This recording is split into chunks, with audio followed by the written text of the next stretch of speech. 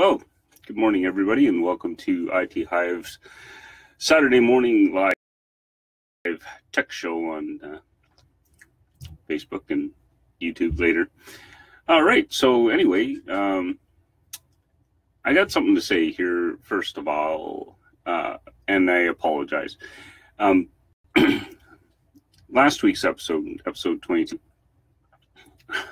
I listened to that after the fact, and I stopped counting ums and ahs, and I really do apologize for doing that because I found it annoying. And so if anybody watched that, it was annoying. My apologies. You know, one of the things I'm trying to do here, and I will work on trying to alleviate or remove any of those irritating habits. But on the other side of it too, and I did it, sorry.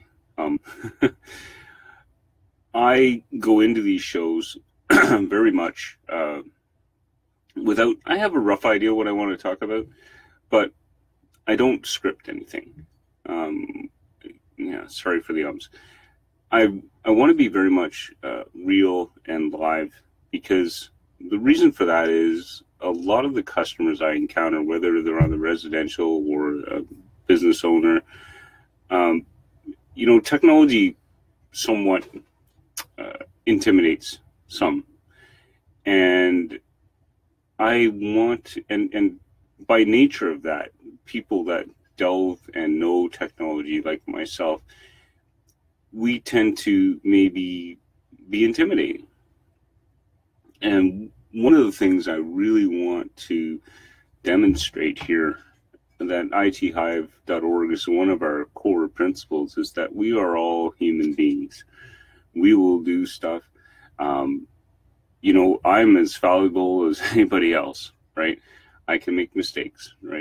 It's quite possible. And, you know, it's just the human condition. And I think what's really, really important, however, this is the defining moment. When somebody makes a mistake, right? Whether it be a company or an individual, you know, I message this to my kids all the time. The big difference is what you do after. What happens after that? How do you respond? How do you jump into action? And that kind of leads us to another subject, and I have probably talked about this in other episodes, but it's a core for us at ITHive.org, and that is the customer service element. Now, this week I had two experiences, one on a personal note and one with a supplier, actually my main supplier. And I'm not going to go into, you know, naming names and stuff. The issue's been resolved, but it's worth pointing out. So I had a problem with, they had made a mistake, something I missed, something they missed. You know, things happen, right? And it was causing some issues in what they were billing me. And so I brought that to their attention, okay? And my expectations always is when there's a problem and you know, someone's in a position to resolve the problem, that I bring it to their attention, and then action happens and the problem gets resolved and we move forward. Well, this issue, and you know, whatever the excuses, there, you know, I hate excuses. This issue stayed unresolved for 20 days, okay? So I have invoices that they want me to pay. They're incorrect. They need to be fixed.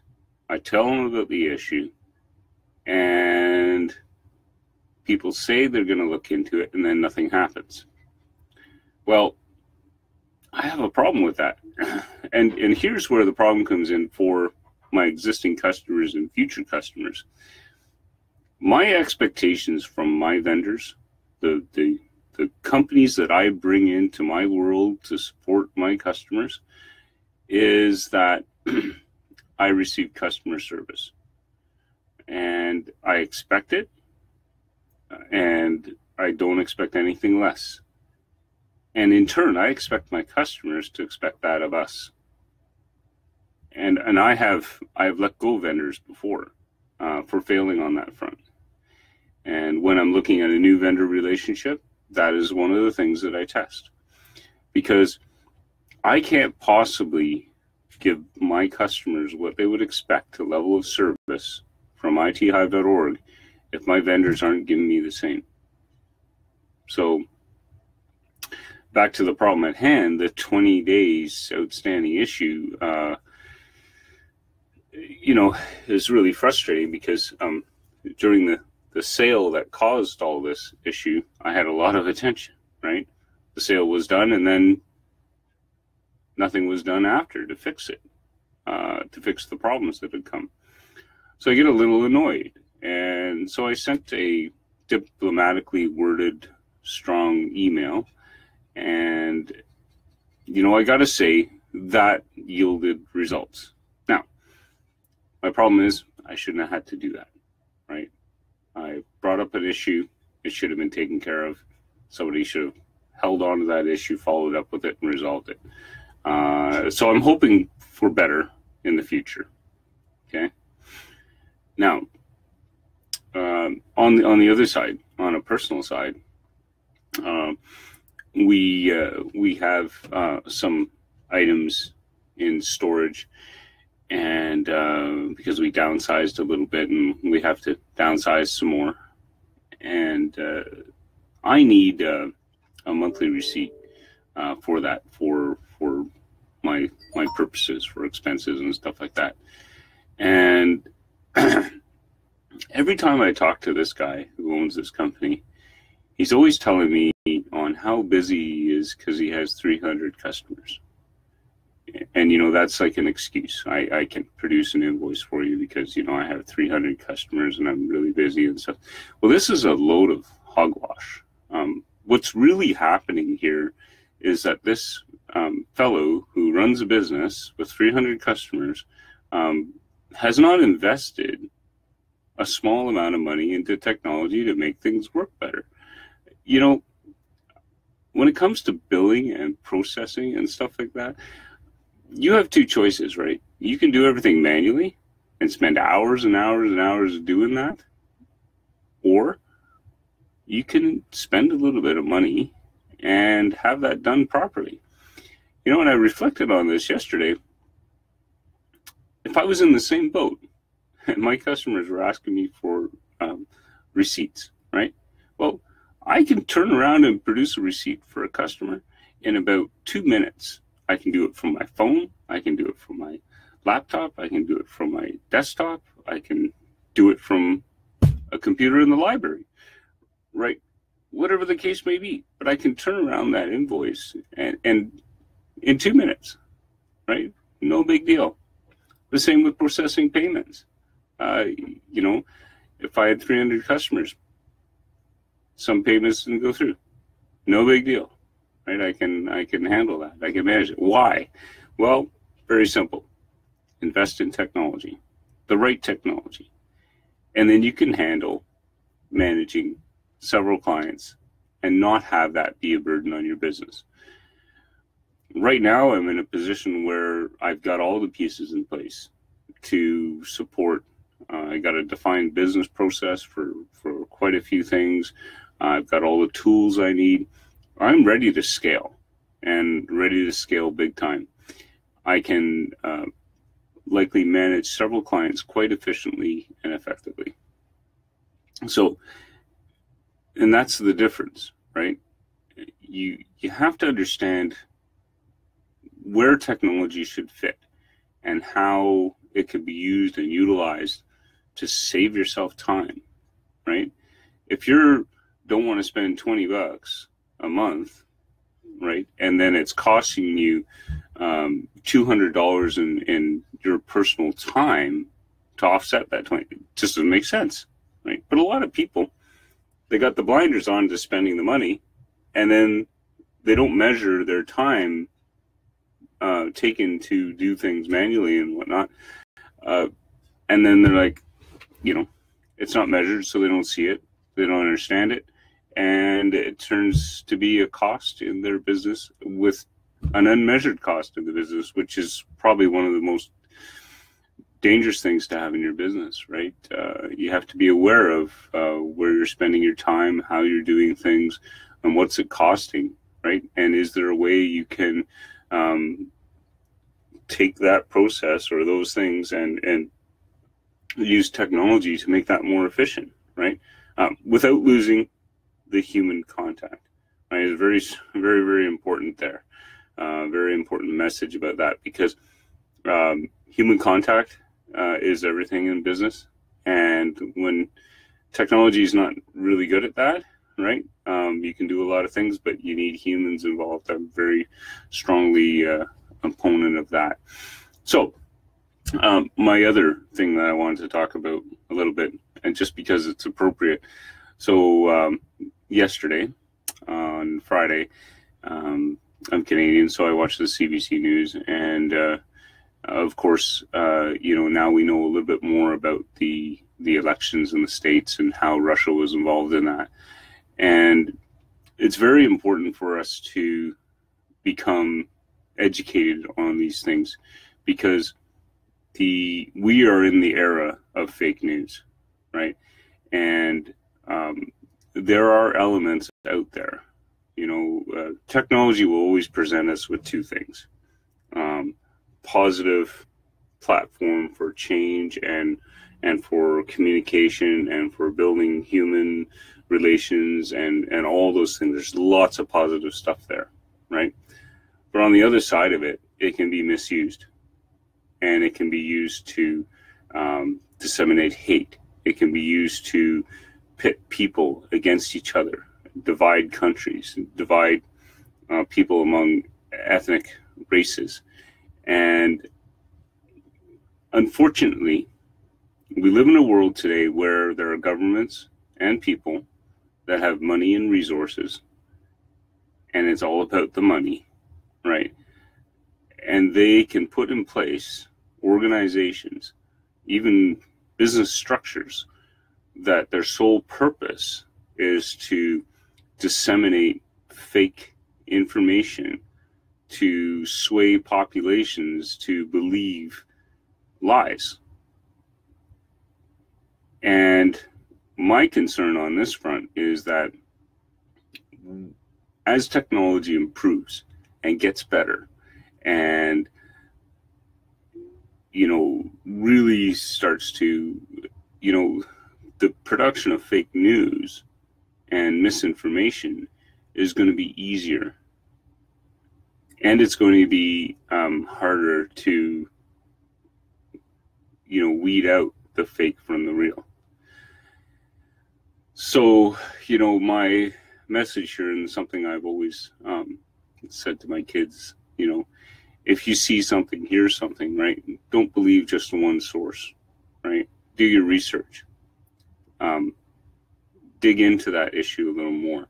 Try and find opposing sides of that issue, right? Really spend the time, and the other factor here, I think, with today's world is that, we're on Facebook and we see something and, we read the highlight and then we move on, right? And, sometimes we can believe that is true. I've been caught with this myself. I'm sure everybody has, on occasion. I'll see something or share something and then, maybe not vet it as much as I should. And so I think we need to get better at that.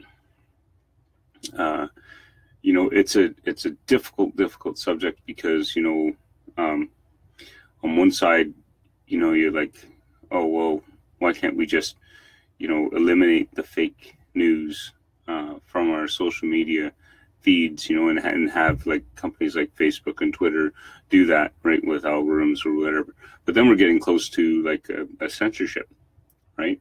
And then that can also go bad too, right? Because, with money controlling everything, maybe the non-fake stuff or the messaging that people don't want you to hear gets filtered out, right? So it's a tough one, but I think it's up to us as individuals to look at what we're reading, what we're looking at, and you know, figure out, okay, is this really true, right? And you know, the other thing, a little bit further to that, right? And it's, you know, I've got kids, so I mentioned this.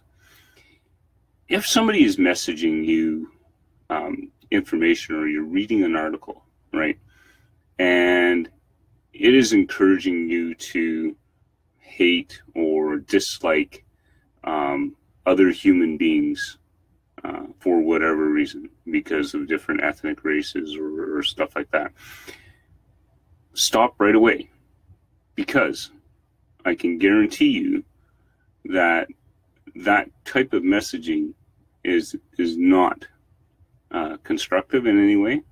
It's not going to produce any result. It's not going to bring humanity to a better place. It's doing the exact opposite, right? And there are people and organizations and governments that will benefit from that. And we have to resist that, right?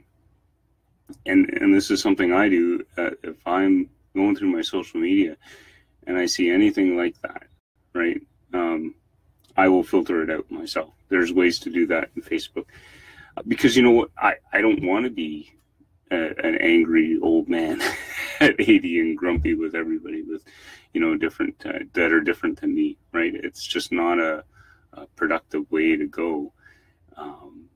And you know, it's too easy to disseminate that kind of hatred within a population. But it's up to us as individuals to resist that and to say no to that, right? Because, you know, very, very plainly put, right, there's two paths. You can create something, or you can destroy things, right? And I'm definitely on the side of creation, right? There's a solution to everything, and I embrace people that are different than me, because that's where I learn more, right? And I get more knowledge, right?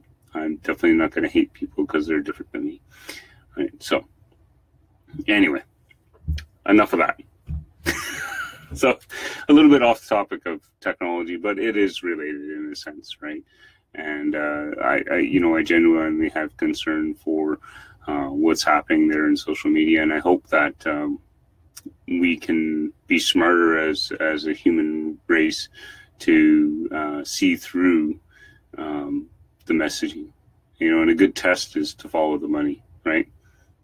If you read something, you know, find out where it came from, right, and who was talking about it. So anyway, we've gone a little bit over time. This, you know, I try and keep these to 15 minutes, but we're working on 20. So it was a nice chat. Again, like always, you know, live or watching this after, if you have comments, questions, post them, and I will get back to you and talk. So just as a closing note, we'll see everybody next week at 10 o'clock Eastern, and I'll try not to say so much. Anyway, we'll talk to you all later. All right? Okay. Have a good one and enjoy. Happy computing. See ya. Bye.